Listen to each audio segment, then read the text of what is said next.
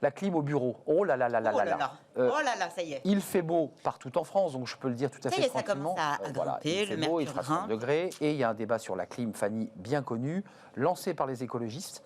C'est un sujet. Pas que, mais c'est vrai que c'est ce mouvement écologiste qui a considéré que la clim, c'était mauvais pour le climat. Mais reconnaissons, Fanny, que c'est plutôt pas mal aussi pour travailler quand il fait 35 degrés.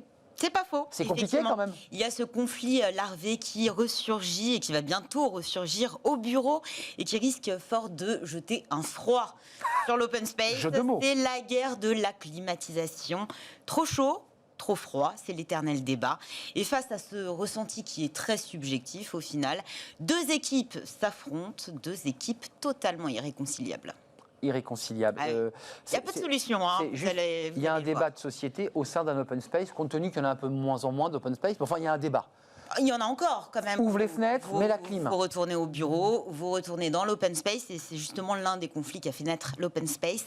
L'open space avec cette organisation de bureau sans cloison. Alors effectivement, ça permet de faire travailler les collaborateurs tous ensemble. Le concept permet peut-être de mieux communiquer à condition d'être d'accord sur la température qu'il y fait. 80% des employés se plaignent de la température au bureau et effectivement, ça fait partie d'un sujet très simple, mais qui fâche.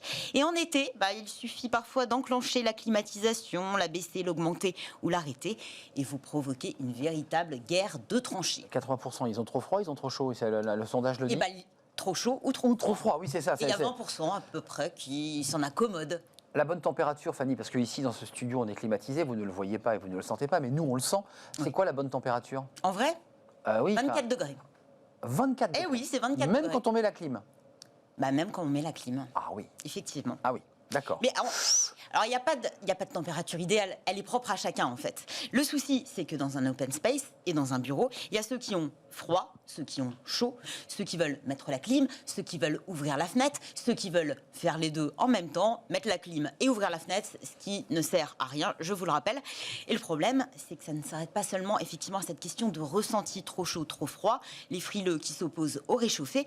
Il y a aussi une opposition entre les pros et les anti-clim, vous le disiez. Oui. Les pros qui entendent bien effectivement profiter du confort thermique pour les aider à réguler leur température intérieure, à se sentir bien, dans les meilleures conditions pour travailler. Et puis les anti-clim, ceux qui pointent du doigt tous ces inconvénients, on les connaît.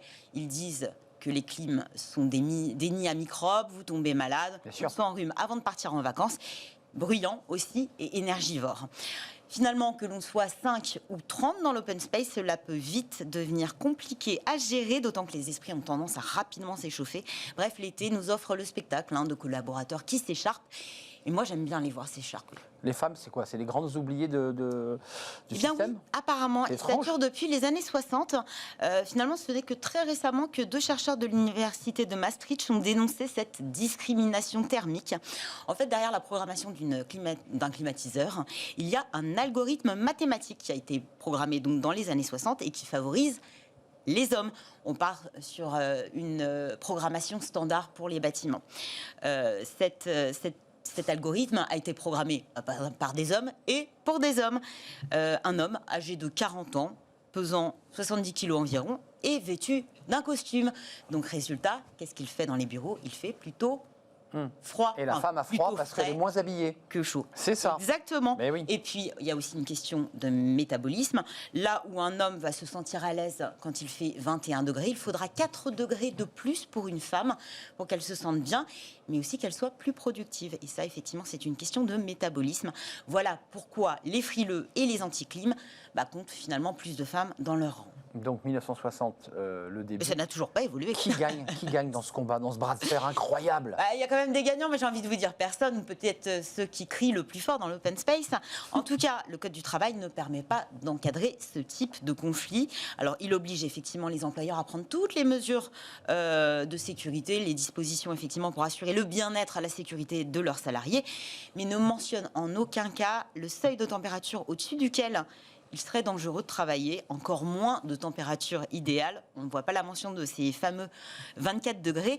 En revanche, l'INRS précise que la chaleur peut constituer effectivement un risque pour les salariés. Au-delà de 30 degrés pour une activité sédentaire, 28 degrés pour un travail nécessitant une activité physique. C'est relativement bas finalement. On termine, Fanny, par des conseils quoi, pour mettre tout le monde d'accord en fonction des différents métabolismes. Exactement. Alors déjà, conseil de base, conseil technique, s'assurer du bon état de l'appareil. Effectivement, un climatiseur, ça s'entretient régulièrement, notamment les filtres. Ce sont eux qui peuvent devenir des nids à microbes, et ces nids à microbes pointés du doigt par les fameux anticlims. Aérer très souvent.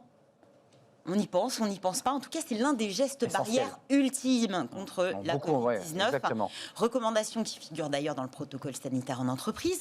Protocole qui précise par ailleurs que ce soit, peu importe l'appareil, que ce soit un climatiseur ou un ventilateur, vous ne devez pas l'orienter vers les personnes. C'est très mauvais pour la santé, notamment pour vos cervicales, je sais de quoi je parle. Quand il s'agit de trouver la juste température, une petite technique, il faut à peu près calculer 5 degrés en dessous de la température extérieure. Ou au-dessus. Donc là, il fait 30. En fait, il ne faut pas 25. créer un choc thermique parce que l'écart des températures. Et là, on attrape froid. Et voilà, l'effet sauna à l'extérieur, le frigo à l'intérieur, c'est extrêmement mauvais pour la santé. Et puis, vous pouvez peut-être créer un job saisonnier et confier la régulation thermique à un chief temperature officer. Pourquoi pas ? Finalement, ce sera lui ou elle que vous aurez désigné, qui sera chargé de maintenir effectivement le bon écart de température dans les locaux. Et ce sera lui ou elle qui veillera à toucher la télécommande du climatiseur. Si vous pouvez le régler, l'enclencher, l'éteindre. Comme ça, voilà, ça met tout le monde d'accord. Pas touche au bouton. J'ai envie de vous dire que n'oubliez pas qu'au bureau, il est plus facile pour un frileux de se vêtir plutôt qu'un réchauffé que se dévêtir. Tenue correcte exigée oblige. Et puis si vous n'avez pas de clim et que vous nous écoutez depuis tout à l'heure et que vous vous dites en fait je souffre de la chaleur, n'oubliez pas qu'il y a une solution très simple et très écologique, c'est le bon vieil éventail. L'éventail. En plus, le fabriquez vous-même. Oui, pas facile quand on tape d'une main et qu'on répond au téléphone. L'éventail, on ne sait pas où le mettre. Vous mettez des écouteurs, vous tapez à une main et vous... Il y a toujours une solution avec Fanny Griesmer. Toujours. Mais c'est ça le bonheur. Merci Fanny, il va faire chaud. Merci beaucoup. 25, 24 degrés, vous avez bien entendu la clim. Mettez-la pas à 18 parce que quand vous sortez, vous attrapez froid. Et oui, ça c'est un vrai sujet. Dans les bureaux ou dans vos maisons d'ailleurs, parce que c'est aussi un vrai sujet dans les maisons. Ça marche aussi dans les maisons. On fait une courte pause, on va retrouver nos invités pour les experts de Smart Job. C'est chaque vendredi. L'actualité est intéressante parce qu'il y a un rebond de l'emploi au premier trimestre janvier-mars. On va commenter ces chiffres. Et puis on a des DRH un peu estomaqués de voir des salariés qui, par un petit courrier ou un mail, leur expliquent qu'ils sont partis à 800 km. Et évidemment que ça va être un peu plus compliqué de rentrer au bureau tous les jours. C'est un vrai sujet, une transformation de nos manières de travailler. On va le commenter avec nos experts. C'est dans quelques instants, après cette courte pause.